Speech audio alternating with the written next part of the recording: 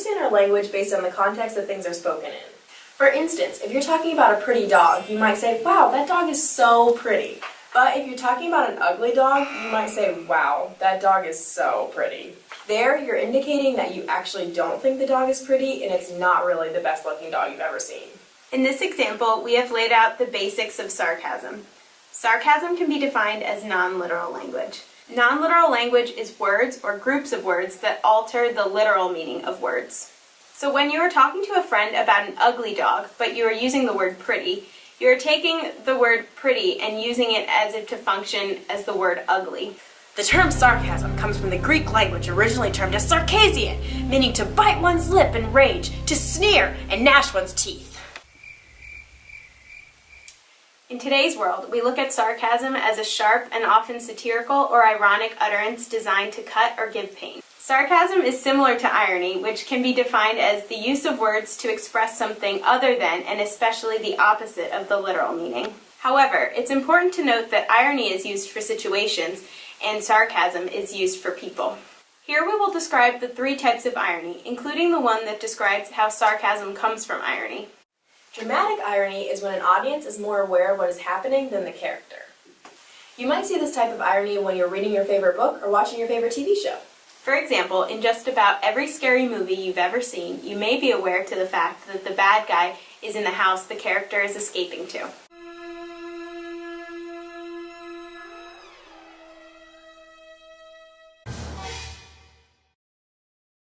This would be considered dramatic irony because it's building suspense in the audience and making them really annoyed with the character.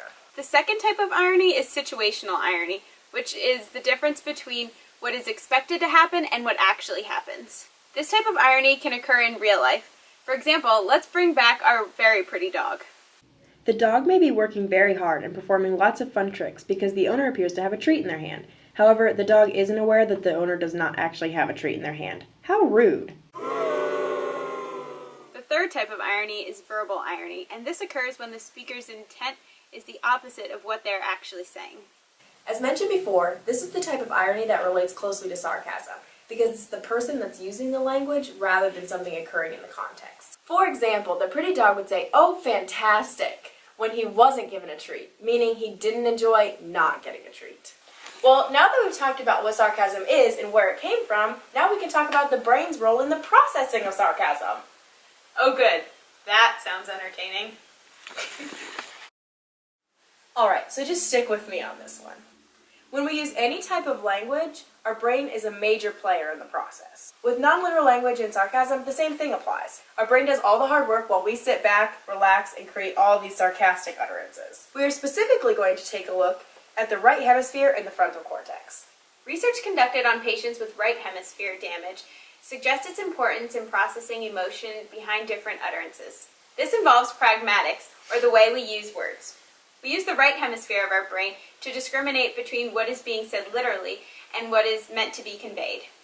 The lexical representation hypothesis states that we store the meaning of an idiom in our mental lexicon, the little dictionary of our brains, the same way that we store a literal word. So, what we're saying is that we process the idiomatic meaning at the same time as we process the literal meaning. For example, when we hear the idiom, "spill the beans," our brain processes the literal word beans and the idiomatic meaning to reveal a secret. In order to successfully understand the idiom, we have to engage lexical knowledge into our semantic memory.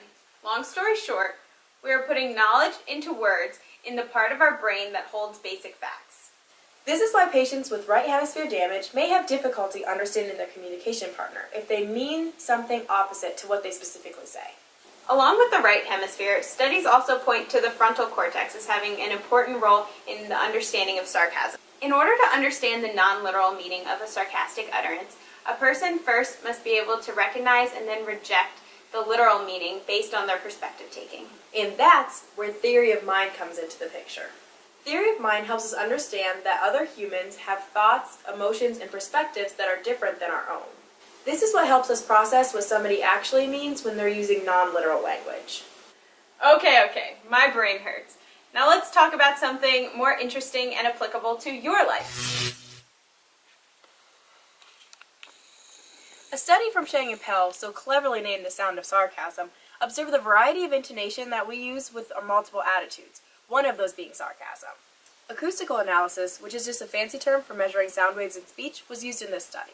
The analysis showed that sarcasm can be distinguished from other tones like humor, sincerity, and neutrality by multiple prosodic cues. This means, for example, there are different features in our speech that can tell listeners whether we are being sincere versus sarcastic. When a person is being sarcastic, differences can be heard in their fundamental frequency, or their pitch.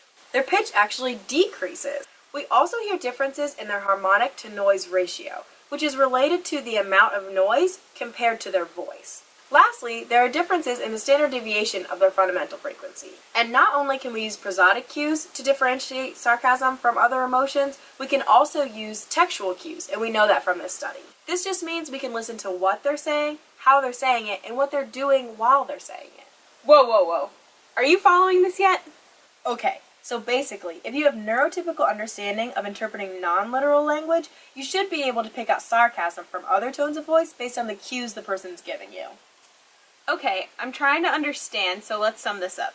In order to sound sarcastic, I should speak low and slow. That's right, and I think that we should tell everyone how to improve their sarcasm skills. Oscar Wilde said, "Sarcasm is the lowest form of wit, but the highest form of intelligence." What's that supposed to mean? Okay, this might surprise you, but being sarcastic can actually make you more creative. That's according to one study by Hong, Gino, and Galinsky. Oh yeah, I remember that article.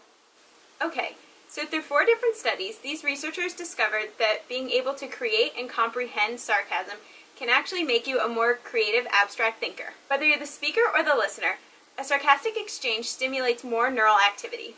That's awesome. So that's why if you exercise more cognitive complexity in this way, you can develop your abstract thinking skills. The use of sarcasm helps our brains make the connection that not everything is concrete and straightforward. We can view and describe the world in more abstract, creative ways and still be understood. If you want to be the best, at sarcasm that is, remember these tips. Use your low and slow voice, as our previous study reported. And read the room. If your conversation partner isn't up for your sarcastic jokes and tone of voice, play it cool and leave them at home. You'll thank me when you actually start making friends. And finally, mix it up a bit. Don't use the same style of sarcasm all the time, and definitely do not, under any circumstances, use it incorrectly.